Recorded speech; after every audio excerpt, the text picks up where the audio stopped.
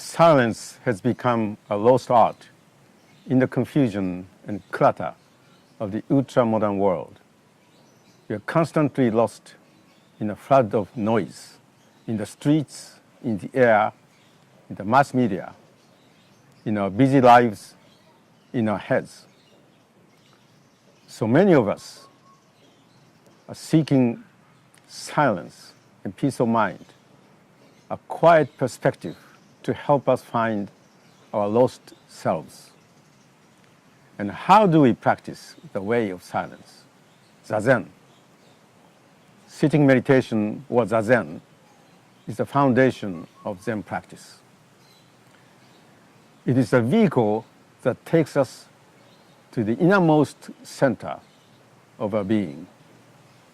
Zazen is a discipline in which we silence and settle the body, mind and breath, and thus come to know our true self. Zen is not a religion, nor a philosophy, nor a belief system. It is a way to realize our true self. As we become more and more attuned to our true self, we naturally grow into better practitioners of whatever belief we belong to. Zen takes rigorous effort, but it is not asceticism. You are encouraged to practice at the forward age of your endurance and enjoined to observe Zazen daily. But Zen is also coming home to a true self, which is already present in each and every fiber of our being. Therefore, it can be as light as a dewdrop and as free as the wind.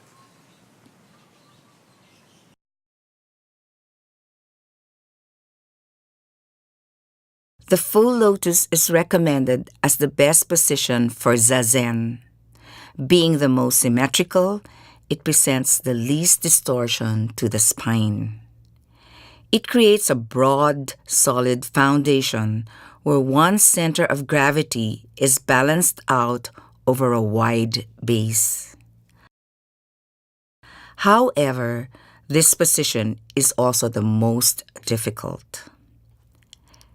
Seat yourself on the front third or front half of the savu. Place the right foot high on the left thigh.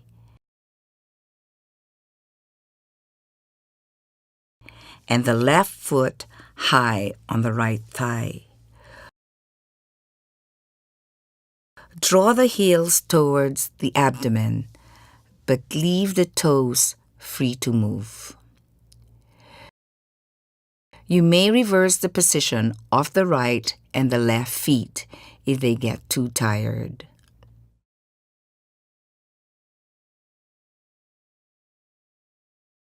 If the full lotus is too difficult, you might try the half lotus.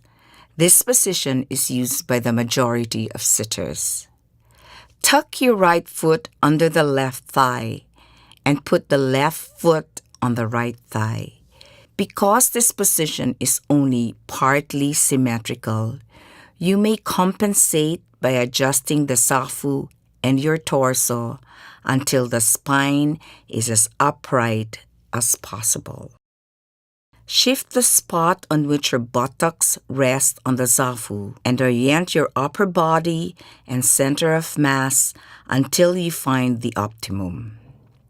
If one foot cannot rest comfortably on the thigh of the other leg, you may shift it lower.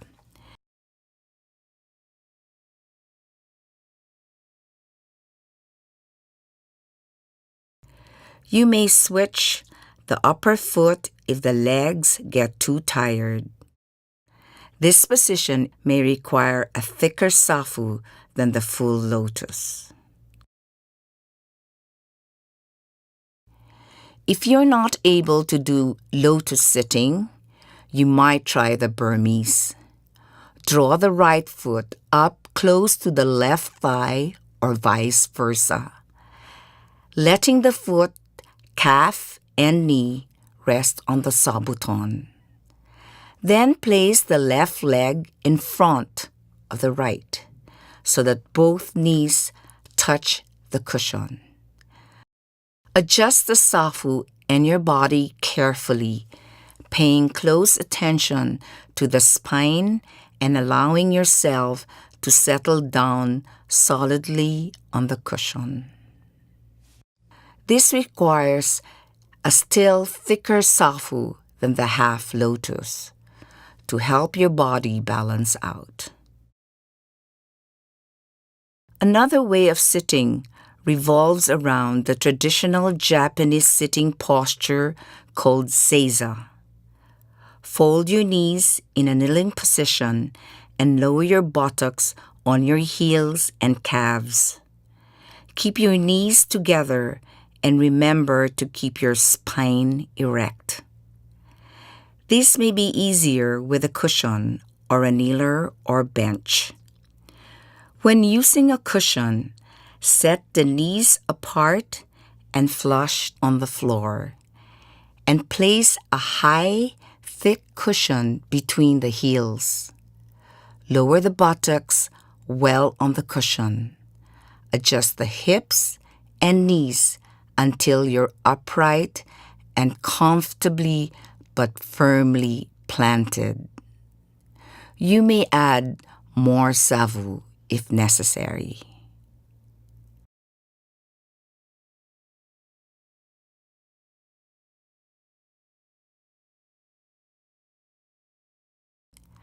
Another sitting aid for Seiza is a small bench or kneeler. This helps relieve much of the leg pressure in sitting as you center of gravity is shifted.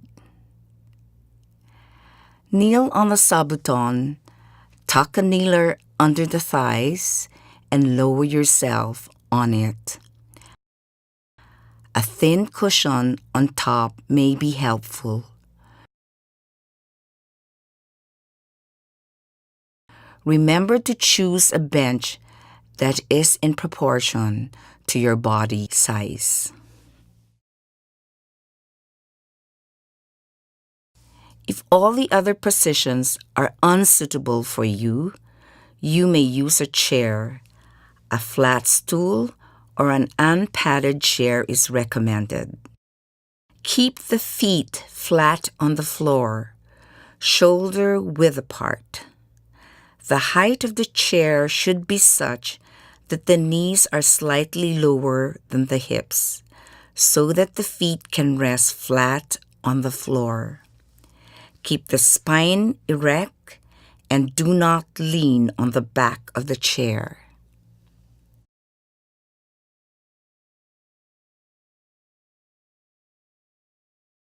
First, sit facing the wall.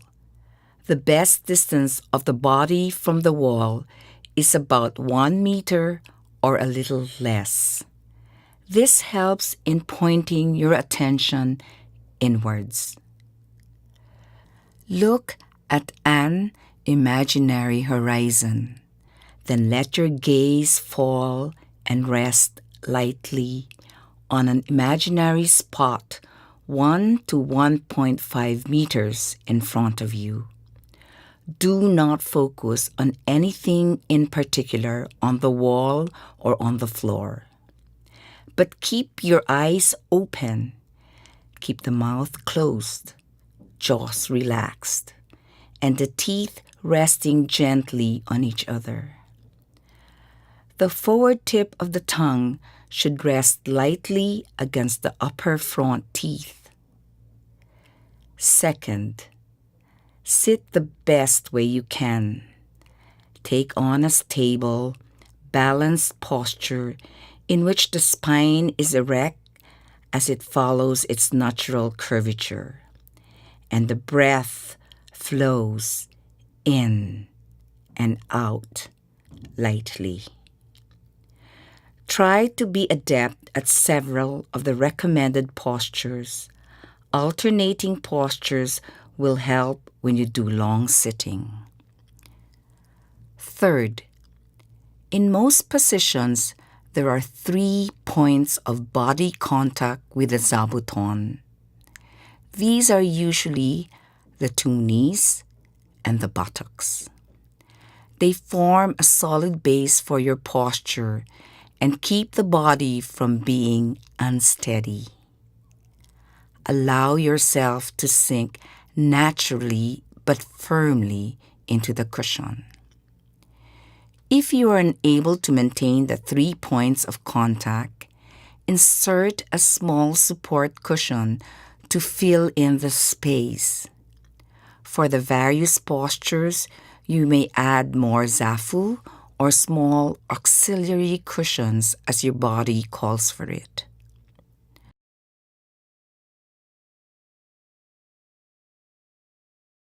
Fourth, careful attention must be given to the back. Keep the spine's natural curvature.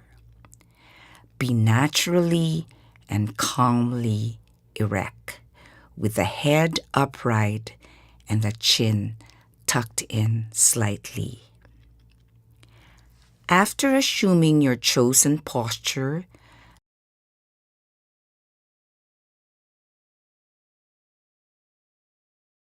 bend forward deeply while thrusting the tailbone backwards. And then bring your torso upright. Thrust the abdomen slightly forward. This will enable the spine to lengthen and assume its natural upright condition. This will also enable the shoulders to align with the ears. If you are doing this correctly, you should feel a slight tension in your lower back. Now, take a deep breath. Hold it for a moment and let it out lightly. Do this a few times, always breathing through the nose and not the mouth. Then return to breathing naturally. Next, rock your body gently from right to left several times in gradually decreasing arcs until it comes to rest at a still point. This is the starting point of Zazen. While sitting in Zazen, the hand position, called mudra, has always been considered of utmost importance. There are 2 ways to do this. In the first one, the right hand rests palm upward on the lap. The left hand is placed on top of the right,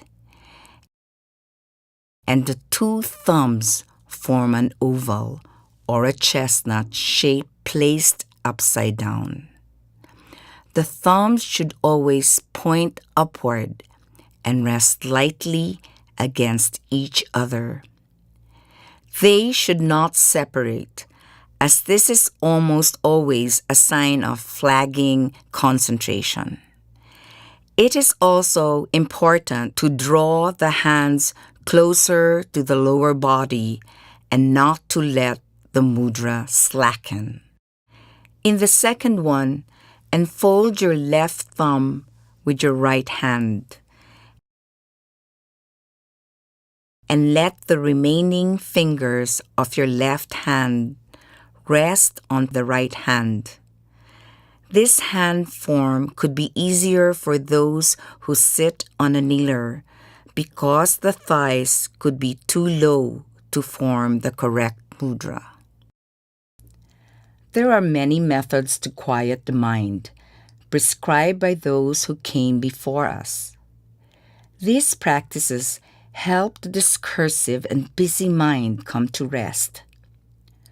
When the mind is thus emptied out, a sharp, clear, one-pointed concentration follows. The first technique is counting breaths. There are 3 ways to do this. The first and easiest is to count incoming and outgoing breaths. As you inhale, count in your mind 1. As you exhale, you count 2, and so forth until you reach 10. When you do so, go back to 1 and again count up to 10. If you lose count or go beyond 10, just calmly go back to 1, 2, and so forth. The next way is to count exhalations only. As before, go up to 10 only and then return to 1. The last method is to count inhalations only for the same 10 count. This is more challenging than counting exhalations because most of your mental and physical movements are done on the exhalation. The first 2 ways are the most commonly recommended ways. Counting when you inhale is a special method. When you use that, seek instruction from your teacher. The next method of inner concentration is following the breath. Simply watch the breath with full awareness as it comes in, fills you, and comes out. Watch with your mind's eye and be aware of your breathing in and out. The last method is shikantaza, or just sitting. This mode invites you to solely dedicate and absorb your mind in just sitting. Your mind must be relaxed and at the same time solidly rooted and firmly composed, like a mountain. But it must also be fully alert, like a taut bowstring. Shikantaza is a highly elevated state of concentrated awareness, in which you are neither overstretched, nor restless, nor slackened. Another method of concentration involves working on a koan. This method requires close supervision and regular dokusan with your teacher.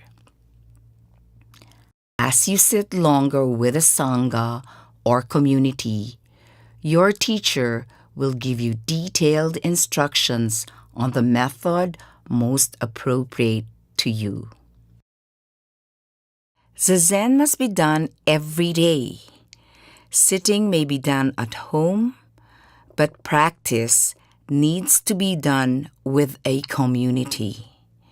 When you do Zazen at home, there are several points to observe. First, all you really need is a set of cushions. In most Zendo, a set consists of a large square cushion called zabuton and a smaller round one called zafu. If you don't have such a zabuton, you may fold an ordinary blanket until you get something similar to a zabuton.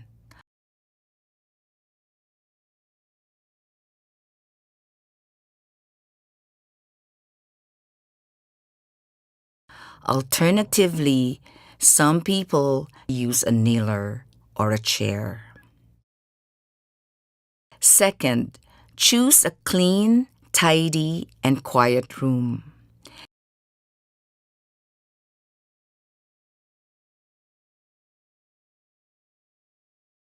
It may help to have flowers or burn incense, as they bring a sense of a hallowed and serene space.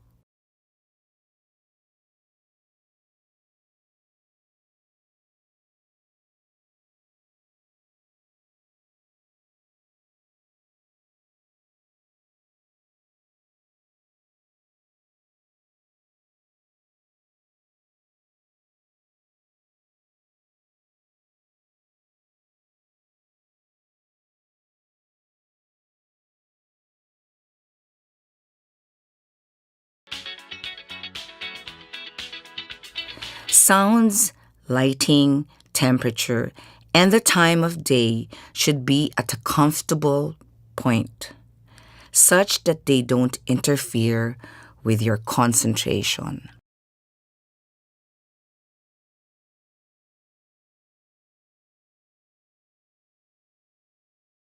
Also, avoid sitting on a bed because it is difficult to keep attentive on a bed for various reasons.